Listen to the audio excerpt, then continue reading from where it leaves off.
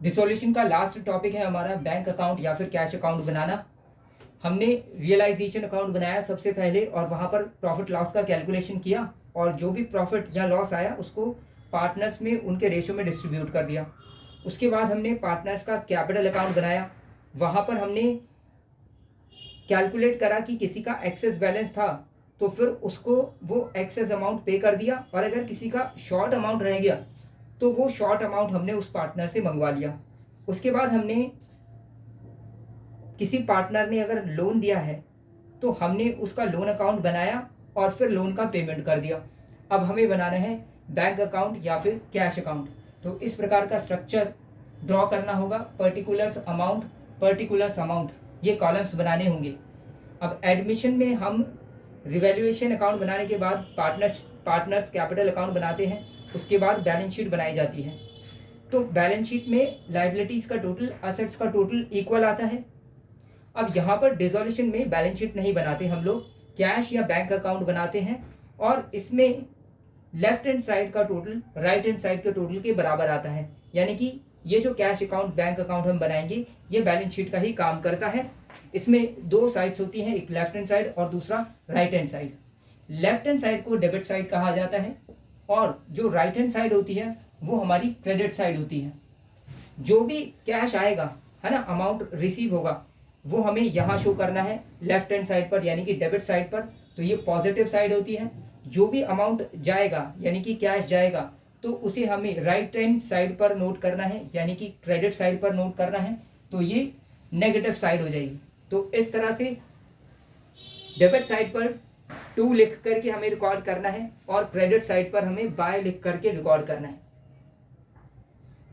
Next, अब हमने बोला कि भाई कैश आएगा तो यहाँ रिकॉर्ड करो, जाएगा तो यहाँ रिकॉर्ड करना है ना। मतलब अमाउंट रिसीव होगा तो डेबिट करो और अगर पेमेंट होगा तो क्रेडिट करो।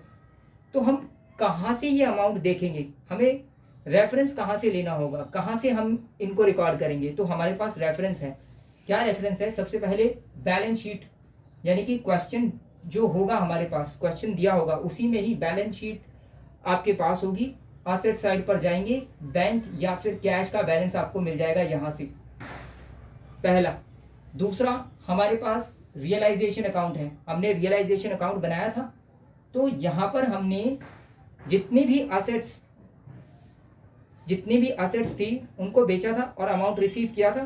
तो जो भी अमाउंट रियलाइज हुआ था उसको हमने बाय साइड पर नोट किया था, by bank cash asset realised, और फिर लाइबिलिटीज का पेमेंट किया था तो उसको हमने टू साइड पर नोट किया था, टू बैंक या फिर कैश ब्रैकेट में लाइबिलिटीज पेड। तो 2 पॉइंट हो गए, फर्स्ट और सेकंड।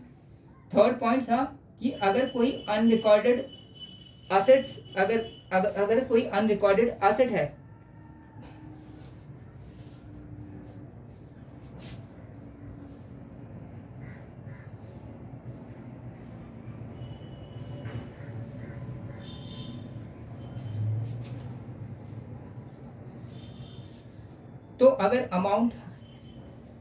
तो अगर कैश रिसीव होगा तो उसे यहां रिकॉर्ड करना है, और अगर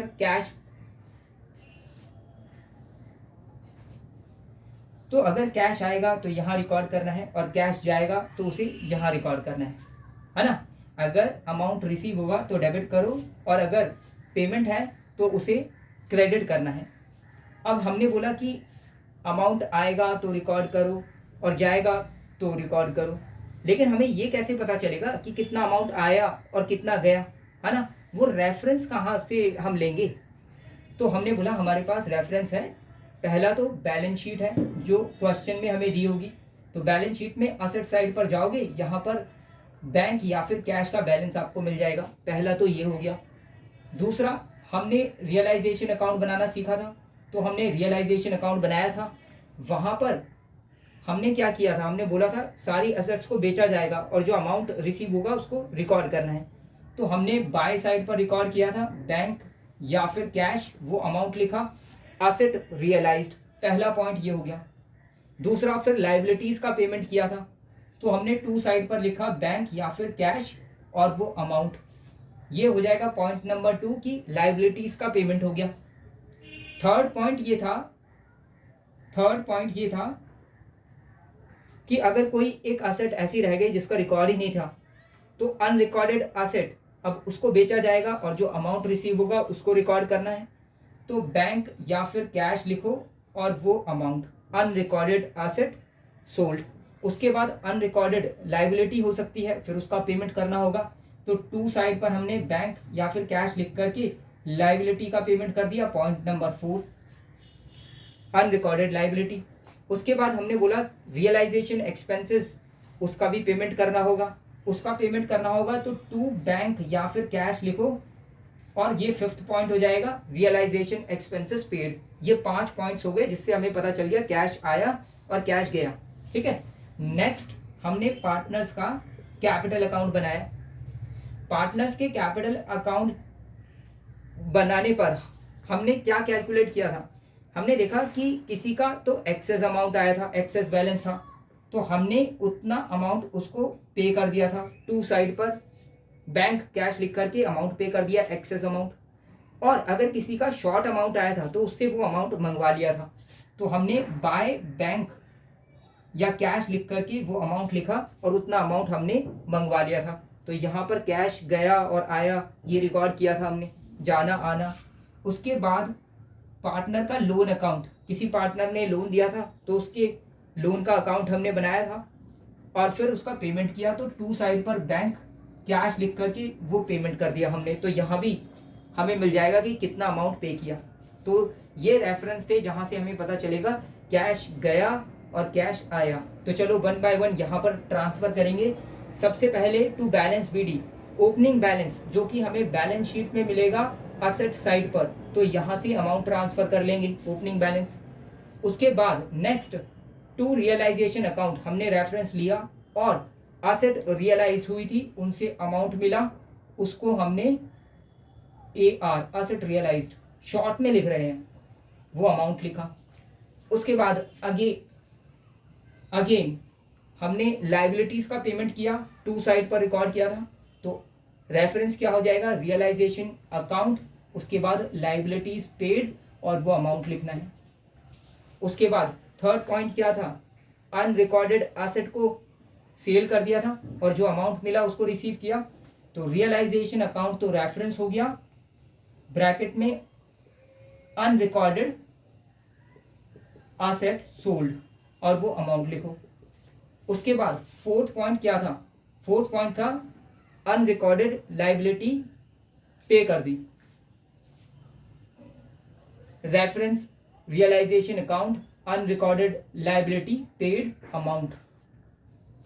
उसके बाद रियलाइजेशन एक्सपेंसेस का पेमेंट किया गया, तो रियलाइजेशन अकाउंट का रेफरेंस लिया, रियलाइजेशन एक्सपेंसेस का पेमेंट हुआ, अमाउंट लिखा। उसके बाद पार्टनर्स का कैपिटल अकाउंट बनाया और जो एक्सेस अमाउंट था उसका पेमेंट किया था यहाँ पर, तो वो यहाँ पर रिकॉर्ड करना है पार्टनर्स कैपिटल अकाउंट। जिस भी पार्टनर का एक्सेस अमाउंट था, मान लीजिए एक्स का था, तो आप एक्स कैपिटल अकाउंट लिख दोगे, नीचे लिख दोगे एक्सेस अमाउंट पेड, वो अमाउंट लिख दोगे।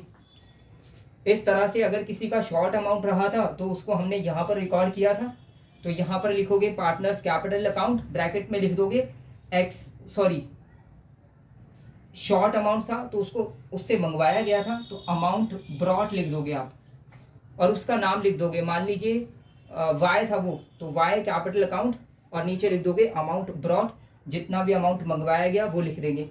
उसके बाद पार्टनर ने लोन दिया था, उसका लोन अकाउंट बनाया था और फिर उसका पेमेंट कर दिया था, तो रेफरेंस ले लिया लोन अकाउंट का और फिर उसका पेमेंट हो गया, तो लिखो यहाँ पर अमाउंट, यहाँ लिखो लोन पेड।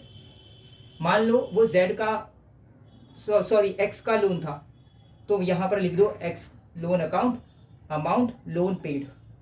तो ये है आपका कैश या बैंक अकाउंट। दोनों का टोटल करोगे तो दोनों का टोटल क्या होना चाहिए, सेम आना चाहिए।